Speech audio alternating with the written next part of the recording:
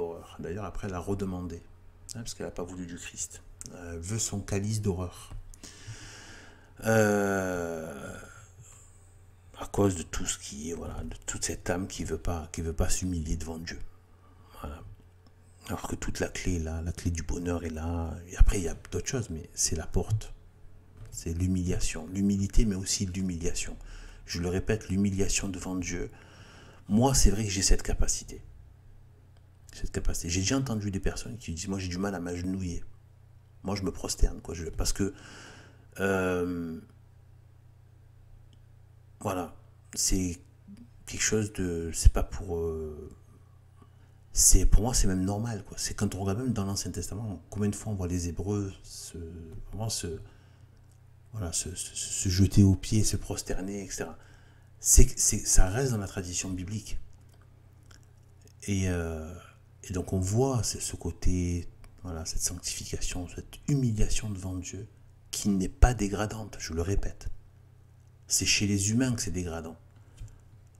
Encore que dans certains cas, non.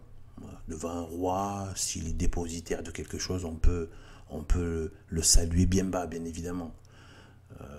Voire même mettre un genou à terre, etc. Mais devant Dieu, non seulement ça ne dégrade pas, mais en plus ça édifie et ça agrandit et ça anoblit. C'est ça la question. Alors, comment faire? Eh bien, il fallait le sauveur. Moïse a été c'est Dieu, par le biais de Moïse, qui a dit à Dieu ce qu'il fallait faire. Pardon, excusez-moi. Je commence à fatiguer un peu ce moment. Donc en fait, c'est Dieu qui a dit à Moïse ce qu'il fallait faire. Et notamment avec l'histoire de l'agneau. Les Juifs n'ont pas eu pour but de tuer le bélier, le mouton, mais l'agneau. Dieu a bien dit l'agneau, un agneau. C'est pour ça que les Juifs après mangeaient la Pâque. Vous avez vu que Jésus-Christ a mangé la Pâque, l'agneau. D'accord? Maintenant, ça se fait plus. Les Juifs ne le font plus. Je ne sais pas si vous êtes au courant, mais bon, pour ceux qui ne sont pas au courant, je vous le dis, ils ne le font plus depuis la destruction du temple. Voilà. Ils le faisaient jusqu'à la destruction du temple. Dès qu'elle a été complètement détruite, ils ont arrêté de manger donc l'agneau de la Pâque. Mais c'était bien un agneau et non pas un mouton. Ce qui fait que les musulmans, dans l'islam, qui a gardé ce rituel, soi-disant d'Abraham, du sacrifice d'Abraham, et bien en fait c'est complètement à côté de la plaque déjà. C'est-à-dire c'est même pas hébreu et juif. Parce que les juifs ne faisaient pas ça, ne sacrifiaient pas un bélier ou un mouton, pour répéter ce qu'on appelle le sacrifice d'Abraham, et quelque part à juste titre. Normalement c'est le sacrifice de son fils Isaac, mais là on dit le sacrifice d'Abraham. J'en ai déjà parlé, mais je vais le répéter, là c'est important. Tout le monde n'a pas entendu. Donc on dit le sacrifice d'Abraham parce que Dieu, même s'il a testé Abraham jusqu'au bout, il a travaillé sur les symboles. Et en fait, Abraham, en fait le bélier qui a remplacé Isaac, en fait c'est Abraham, représente Abraham. En fait, il représente Abraham. Isaac est quelque part lui aussi mais lui c'est une préfiguration du Christ que son père amène en sacrifice. Le Père, le Fils, le Saint-Esprit, et donc là c'est le Père Abraham et le Fils Isaac, qui sont une préfiguration, comme il y a des préfigurations de Marie, etc., de Sainte Marie.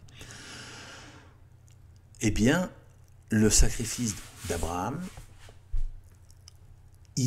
en fait, les musulmans sont, enfin, dans l'islam, c'est vraiment à côté de la plaque, parce qu'en fait, ce que j'ai appris de l'abbé Grossin, qui en a très bien, enfin, qui en a fait toute une vidéo très intéressante, c'est qu'en fait, le bélier sacrifié, qui a effectivement été immolé, représente Abraham lui-même.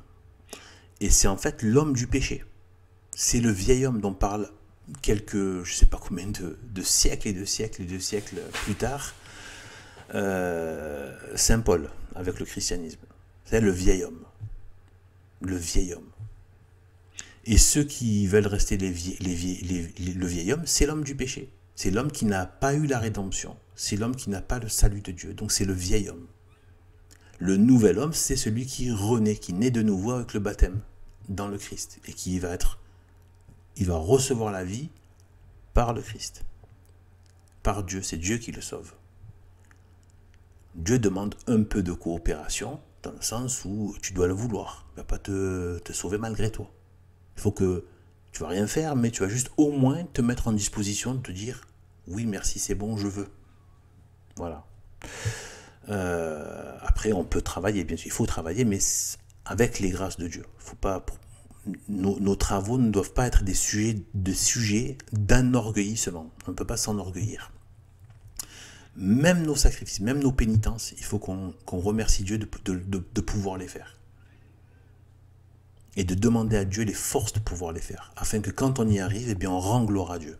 Et non pas à nous-mêmes. Je dis pas, j'ai réussi à faire pénitence, Dieu. Vous voyez, je suis fort. Non, non. Je suis faible. J'ai besoin de vos grâces pour pouvoir faire pénitence. Pour pouvoir agir, faire le bien ou dans d'autres façons. Même pour me maintenir, ne serait-ce que dans la foi. Et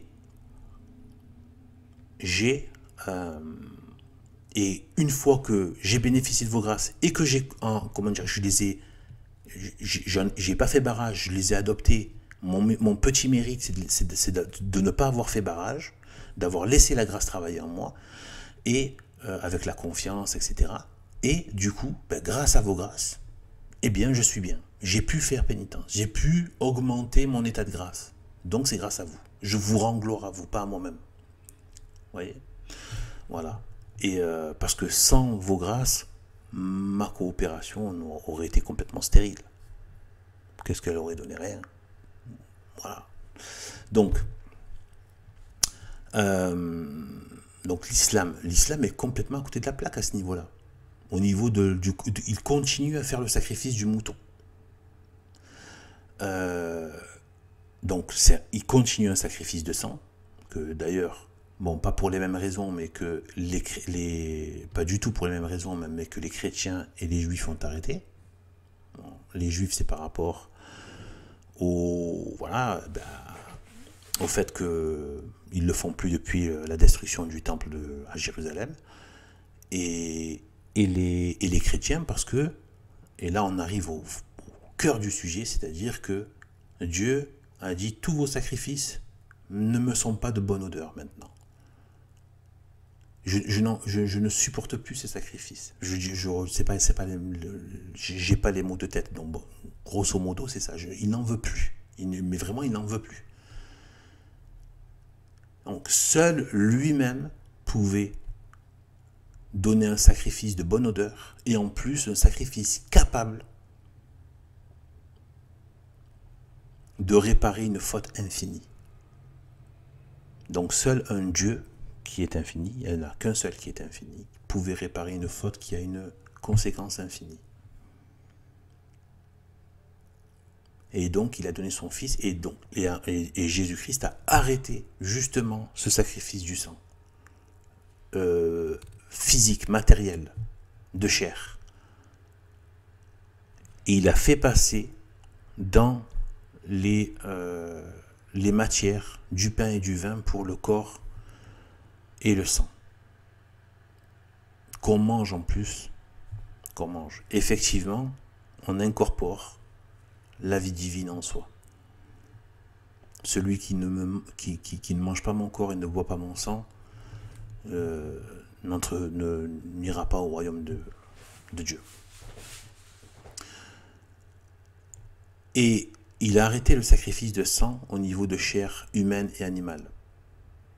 A fortiori humaine, mais même animale. Donc ça veut bien dire que c'était quelque chose qui était anormal chez l'être humain. Complètement anormal, pas naturel et affreux. C'était un cauchemar en fait. Et en même temps, que ça ne servait à rien. Non seulement il y avait tout ça, mais ça ne servait à rien, ça ne faisait que, voilà, gonfler le problème. Et là, il a débarrassé l'humanité de ce besoin. Et on a bien vu que depuis Jésus-Christ, l'humanité a eu beaucoup moins besoin de recourir à ça. Mais il ne s'est pas complètement effacé pour les peuples, les sociétés qui n'ont pas voulu du Christ. Forcément. Mais il a déjà amoindri l'action de Satan, même à ce niveau-là. Et ça ne veut pas dire que les gens sont sauvés s'ils n'adhèrent pas au Christ. Ça veut dire qu'en fait, il a mis, en mettant se mettant sur la croix, étant Dieu lui-même qui donne son Fils dans un corps humain, donc, mais qui du coup sacrifie le Fils de Dieu, le Fils de l'homme, en esprit, âme et chair et sang, enfin voilà, tout, eh bien, il a fait descendre la grâce de Dieu sur terre. Pas oublier que juste après la crucifixion, après il y a eu les descendus aux enfers, après avoir été mis au tombeau, pendant qu'il était physiquement à l'état de mort, eh bien, il est descendu en esprit, bien sûr, aux enfers. Voilà. Pour libérer les justes, et là, c'est là que le ciel s'est ouvert pour les justes, etc. Donc le ciel, le paradis, etc. Donc il y a une rénovation qui s'est passée à ce moment-là. Une rénovation, un salut possible pour le genre humain. Parce qu'en plus de ce mal rongeur, qui était là, donc la conséquence du péché originel, eh bien, en plus de ça, le ciel était fermé. Et l'âme le ressent, ça, que le ciel est fermé. Que le ciel n'est pas accessible. Et je ne sais pas si au niveau des enfants, c'est intéressant de voir comment leur âme, même s'ils ont, oui, c'est vrai qu'ils ont tendance, on a trop dit oui, ils ont tendance à croire tout, on peut leur faire croire tout ce qu'on veut. Il y a du vrai, bien sûr, là-dedans. Il y a du vrai. Cela dit, il faut voir la manière dont l'idée de l'enfer et du paradis, je ne sais pas si vous en avez déjà parlé avec des enfants, mais il y a quelque chose qui se passe. Vous sentez que leur âme sait de quoi vous parlez. Ils l'adoptent avec une espèce de facilité déconcertante. Parce que leur âme, c'est avant qu'elle ne soit trempée dans le... Comment dire, dans le fatras matérialiste, l'âme est très sensible à cette question d'enfer et de paradis. Ça lui parle immédiatement. Enfant, jeune, etc. Ça immédiatement. Y compris la fin du monde. Tout le monde, parlez même à des athées de l'enfer, ils deviennent fous. Au fond d'eux, très au fond, parce qu'il y a beaucoup de couches de matérialisme, mais très au fond d'eux, ils ont du mal avec ça. Parce qu'ils savent que c'est possible. Leur âme sent que c'est possible. Les athées détestent qu'on leur parle de l'enfer.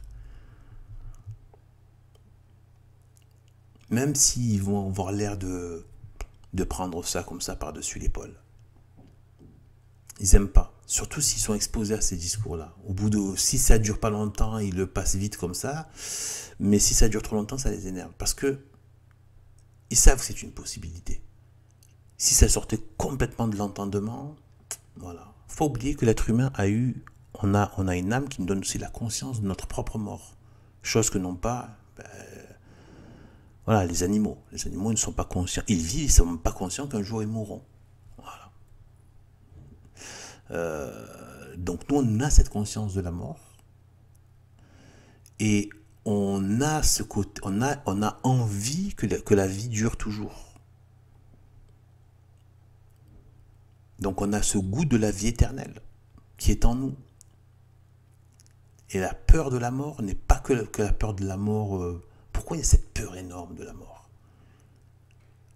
Cette crainte énorme de la mort. Même chez des vieux qui souffrent des fois dans des hôpitaux, qui ont... Tu te dis, mais c'est pourquoi s'accrocher encore à la vie? Il y a ce goût de vie éternelle. Parce que l'âme, de manière surnaturelle, il y a comme un reste comme ça, qui sait que c'est vrai, qui sent que c'est vrai.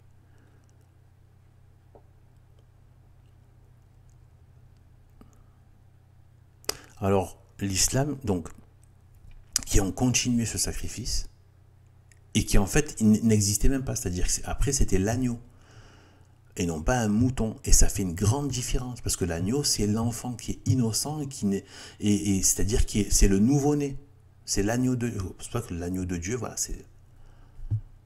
c'est le nouveau-né. Et en plus là c'est le fils unique, c'est-à-dire c'est vraiment voilà, c'est pas le deuxième fils, non, c'est le fils unique, le premier.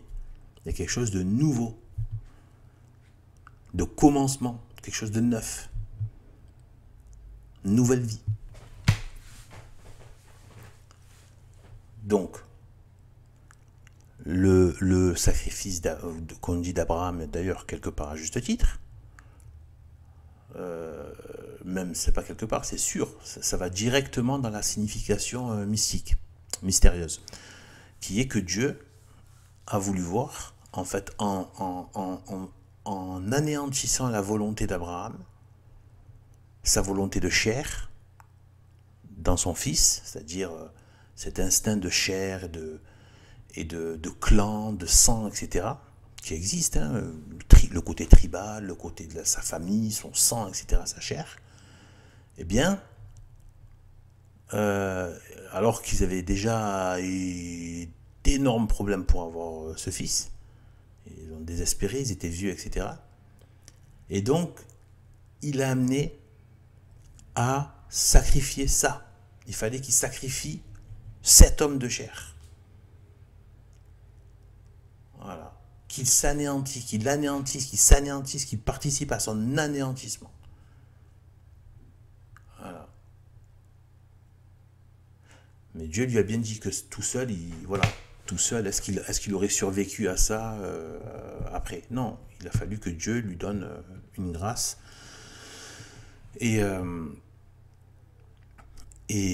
ça veut bien dire aussi que Dieu ne voulait pas, en fait, ni du sacrifice d'Isaac, enfin, ni de la mort d'Isaac, ni de la mort d'Abraham,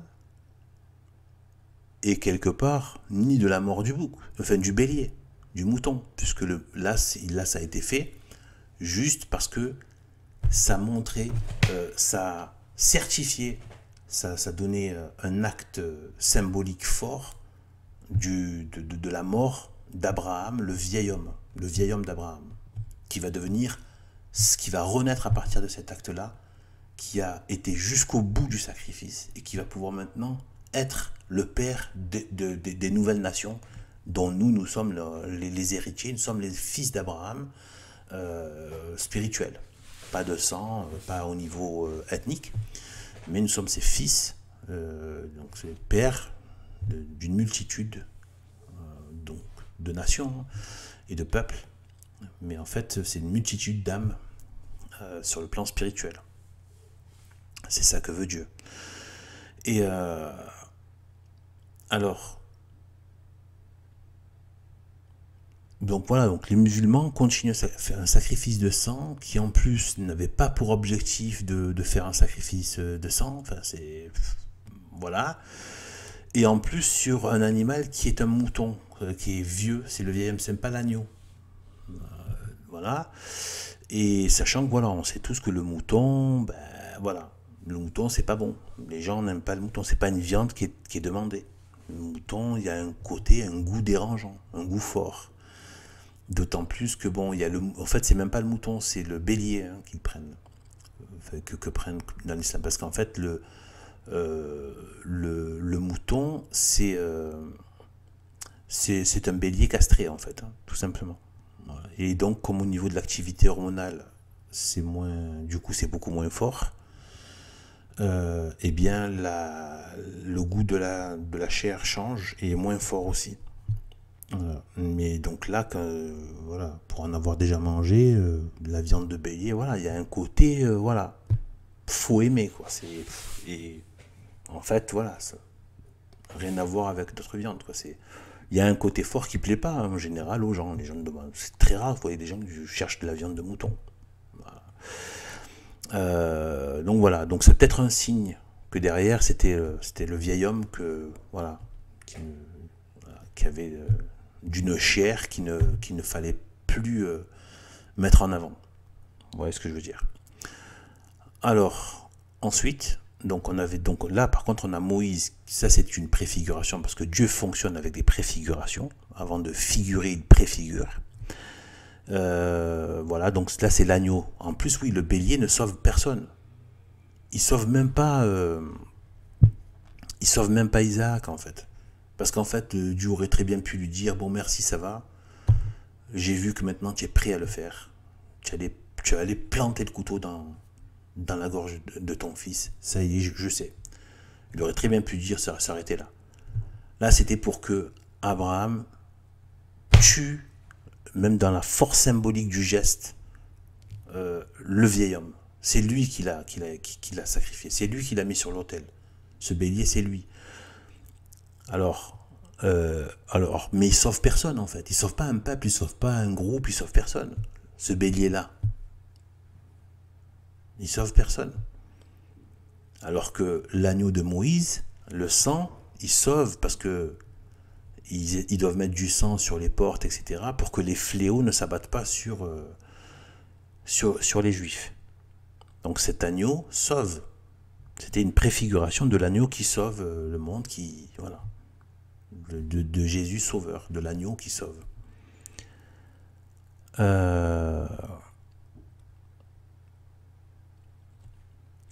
Le Christ, après, je ne vais pas trop développer là, parce que ça pourrait prendre trop de temps, mais évidemment que c'est le Christ qui, depuis, a rénové les choses, rénové le genre humain. Et évidemment, hein, vu qu'il a été rejeté par beaucoup, donc forcément, hein, ceux qui l'ont rejeté ont rejeté cette rénovation. Et maintenant, juste, bon, c'est une grâce immense. Ce qui s'est passé, il faudrait faire une autre vidéo pour parler justement de la fin des sacrifices païens, des sacrifices de sang, et de parler que de ça, de ce qu'a apporté le sacrifice, le Saint-Sacrement, l'hostie miraculeuse, le corps et le sang du Christ qui passe de façon surnaturelle, mais parfaitement réelle, du corps du Christ. Donc cette idée de sacrifice est toujours présente jusqu'à nos jours et on ne peut plus importante, et c'est même cela qui a été attaqué par Vatican II pour enlever l'effet justement de ce sacrifice de Dieu pour sauver l'humanité. Afin que l'humanité n'ait plus cette grâce, cette vie divine. Vous voyez l'importance de cette idée de sacrifice. De sang, mais là c'est le sang de Dieu. Sang et corps de Dieu. Et bien sûr, voilà, de tous les attributs de Dieu.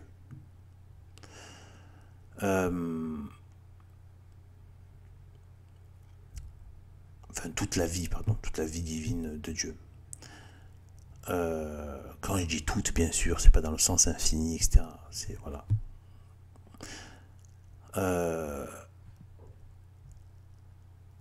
Alors, pour terminer, je vais dire, quand même, vu le temps que j'ai pris pour cette vidéo,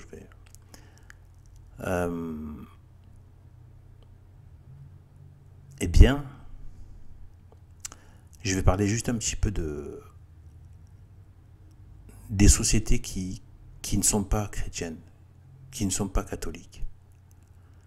Et malheureusement, les anciennes sociétés catholiques, comme la France, comme les autres, qui sont devenues des sociétés sataniques, en fait, en vérité, tout simplement, avec la République, avec le gauchisme, et Et avec ce matérialisme, le scientisme matérialiste, c'est devenu des sociétés sataniques, des sociétés démoniaques, qui donnent un semblant de vie, mais c'est pas la vie.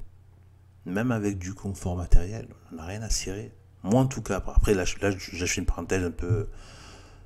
Moi, moi je préfère vivre avec un âne, 2 ou 3 ânes, des animaux de l'étable dans une belle petite baraque en pierre. Je m'en fiche moi de vos internet, de tous ces trucs, ces bagnoles. Qu'est-ce que j'en ai à faire, franchement? 1000 fois plus heureux avec des fleurs. Qui aime bien les fleurs, tout ça, faire planter des fleurs, des animaux. Il faut des animaux, de la vieille pierre, une vie chrétienne, une bonne paroisse, une vie chrétienne avec d'autres chrétiens, dans la simple vie humble. 1000 fois mieux que toutes vos espèces de systèmes ultra performants. Qu'est-ce qu'on en a à faire? On s'en fiche, ça fait rien, ça. Les gens ne sont pas plus heureux, il se passe rien, quoi, en fait, quoi. Oui, bon, ouais. Voilà. Moi, je suis dedans, hein, parce que je suis ben dans ça, mais dans ce milieu-là. Mais je veux dire, voilà. C'est pas... Voilà, c'est vraiment... Voilà. Bon. Peut-être que... Voilà, peut-être que je vais me rapprocher un peu plus de ce que je veux.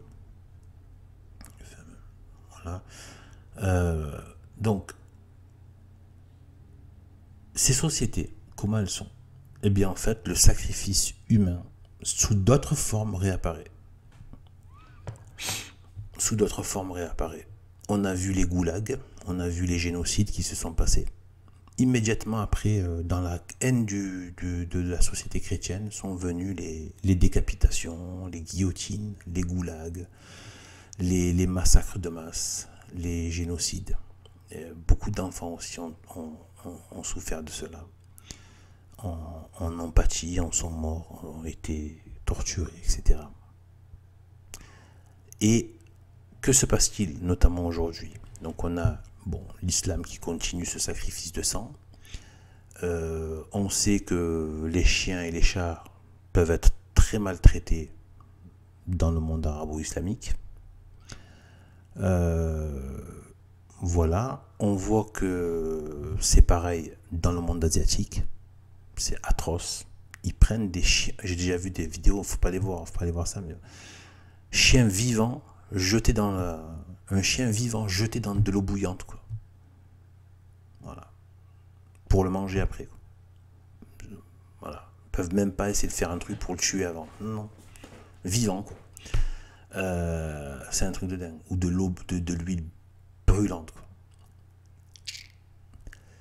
Donc, et des tas de choses atroces. Tout ce truc lié à tuer des animaux. Parce que la société asiatique n'a pas le Christ. Donc, elle est rongée par le péché originel. Donc, il lui faut ça. Et on voit que les enfants sont maltraités aussi. Très maltraités. En Inde, en Asie, etc. Donc, soit de la prostitution, la pauvreté, la misère, le travail de l'esclavage, etc. et tout, notamment dans l'industrie, etc. Eh bien, on voit qu'ils sont très maltraités. Ces sociétés se mettent à s'en prendre. Et en Occident, vu qu'il y a un système beaucoup plus policé avec le baratin humaniste, donc ils le font, mais ils masquent le truc, mais jusqu'à un certain point. Mais l'horreur est bien là. Et ces sacrifices d'innocence, ils sont pires encore qu'en Asie, en Arabie ou ailleurs. Dans le sens où c'est l'avortement. L'avortement est strictement satanique. L'avortement, c'est l'enfant qui est broyé, parce que c'est ça qui se passe, il est broyé dans le ventre de sa mère. Je crois que même les païens de l'époque, sanguinaires, ne faisaient pas ça. Broyer l'enfant pendant qu'il est dans le ventre de sa mère. Et tout ça pour de la luxure en plus, c'est-à-dire pour de la fornication.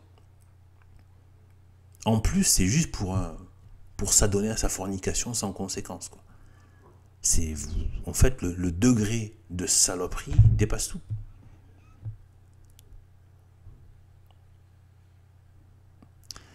Donc oui, il y a encore des sacrifices d'enfants de nos jours, et par centaines de milliers, chaque année. Eh oui, en pleine Europe, là, moderne, etc. Eh oui, c'est une façon, voilà, de composer avec... ça fait du bien, enfin, ça fait du bien entre guillemets. C'est comme de l'eau salée, ça n'étanchera jamais la soif. Mais ça donne une petite illusion de bien à l'humanité de péché qui est devenue la société occidentale. Sauf bien sûr, eh bien, le peu qui essaie de rester dans la sanctification, mais on n'est pas là pour. On peut très bien devenir comme les autres pécheurs. Mais vraiment, il faut se le dire, vraiment pas. Voilà. C'est tout à fait possible. Il ne faut pas présumer de ses forces plus que de raison. C'est voilà. C'est-à-dire pas beaucoup.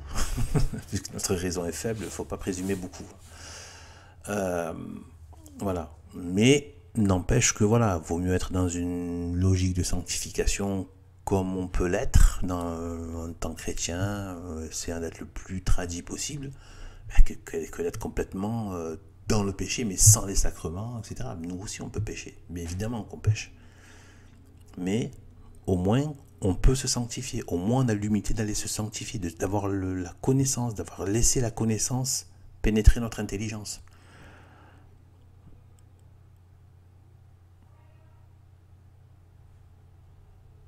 Alors, les sacrifices aussi, il y a des sacrifices d'animaux en Asie. Ils se mettent à faire un rituel, ils amènent un animal et ils lui ouvrent la gorge, quoi. J'ai déjà vu ça sur des sortes de chameaux, je ne sais quoi d'autre, ou des sortes sortes de buffles, je sais pas trop quoi ce que c'est, quoi. Je connais pas les animaux de là-bas de l'Asie. Voilà, j'ai déjà vu des trucs comme ça. Voilà, ils viennent, ils ouvrent, ils font semblant qu'il se passe rien, puis d'un coup, voilà, ils lui ouvrent la gorge, et après ils le regardent se vider de son sang, se débattre, etc. Tout ça, c'est parce qu'ils n'ont pas le Christ.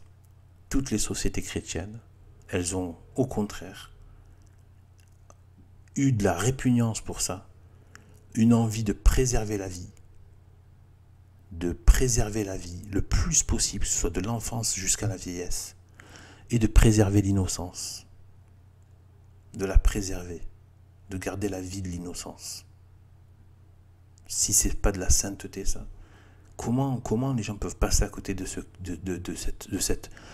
de l'action du Christ sans se rendre compte de la beauté, que tout cela a été apporté que par le Christ. Il n'y a rien dans cette humanité, rien qui a apporté une telle beauté de vie, une telle grâce, une telle vie de grâce. Et ce n'est rien, c'est les petites miettes qu'on peut voir ici dans ce monde, qui est encore corrompu, qui est encore maudit, qui a encore la malédiction de Dieu dedans. Voilà, j'ai pris le temps, mais voilà, des fois, il faut prendre le temps. Il faut prendre le temps. La société click and go, des fois, ben voilà, quitte à y revenir en plusieurs fois. Et je vais peut-être la découper d'ailleurs. Peut-être la découper pour que les gens justement puissent revenir plus facilement à la suite. Moi, peut-être je vais faire ça, tiens. En espérant que ces réflexions ont pu vous amener de saintes perspectives pour votre vie de foi, votre vie en Dieu. N'oubliez pas de prier. Toute la base de la vie spirituelle est là. Voilà. Passez du temps en prière, comme si vous étiez à la maison. Même, en fait, il faut que pendant la prière, c'est là où vous dites ça. Là, je suis chez moi. Là, je suis dans mon vrai chez moi. Je suis avec Dieu. J'entre en contact avec Dieu. Et il faut pas, c'est comme pour l'hostie, il faut pas se laisser avoir par le côté ouais mais il se passe rien. Non, il se passe. Il est en train de se passer. Et après on se rend pas compte, puis d'un coup, Dieu se manifeste dans certaines choses. On s'en rend compte. Dieu va. Voilà. Bonne continuation à tous. Salut.